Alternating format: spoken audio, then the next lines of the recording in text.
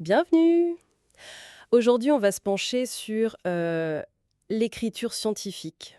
On se demande souvent pourquoi elle est si complexe, parfois vraiment difficile à lire, non? Ah oui, c'est une excellente question. Et surtout, comment on pourrait la rendre plus claire, plus accessible? Tout à fait. Alors, pour ça, on s'appuie sur des extraits d'un matériel pédagogique. Le titre, c'est Simplifier l'écriture scientifique. Mhm.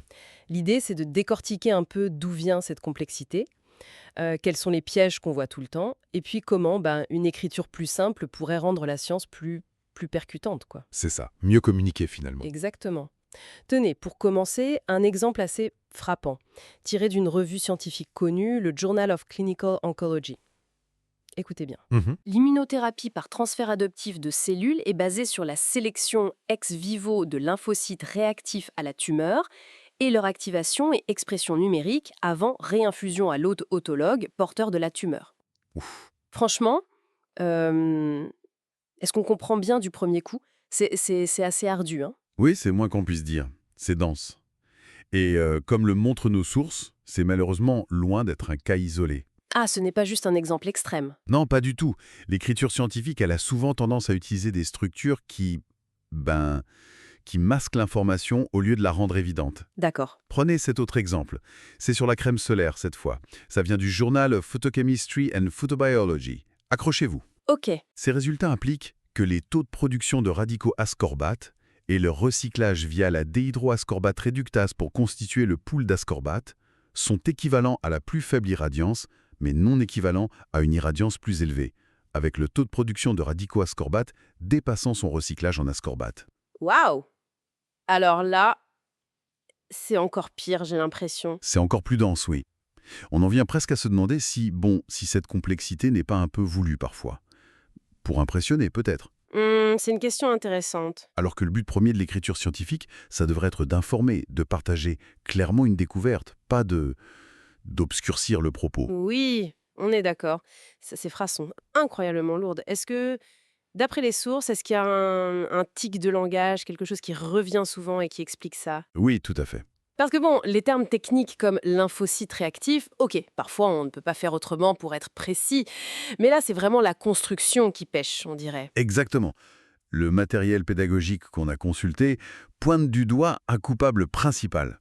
C'est ce qu'on appelle la nominalisation. La nominalisation. Qu'est-ce que c'est concrètement? C'est simple en fait, c'est cette habitude de transformer des verbes, des actions quoi, comme sélectionner, activer, produire, recycler, en noms. Des noms souvent lourds, sélection, activation, production, recyclage. Ah d'accord, je vois. Les verbes, ça donne de la vie à une phrase, c'est dynamique. Mais ces noms, ils s'alourdissent tout, ils rendent la phrase statique, abstraite. C'est exactement ce qu'on a entendu dans les exemples. C'est intéressant comme analyse. Mais alors, est-ce qu'il faut complètement bannir ces noms-neumes? La science, elle a besoin de précision parfois, non? Est-ce que cette forme nominale n'est pas nécessaire de temps en temps, même si c'est moins fluide? C'est une excellente question. C'est toujours une question d'équilibre en fait.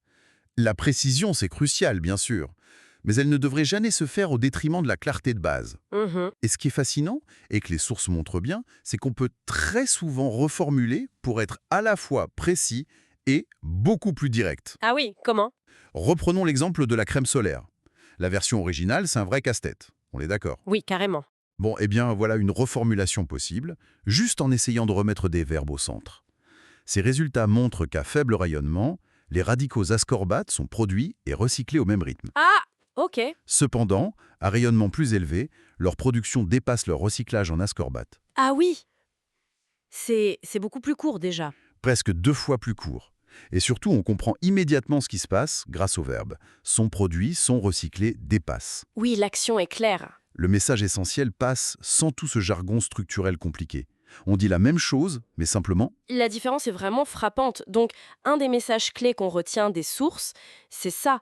La complexité du sujet scientifique, ça ne veut pas dire qu'il faut un langage inutilement complexe. Exactement. On peut et on devrait même chercher à écrire de façon facile à suivre et même, pourquoi pas, agréable à lire. Tout à fait.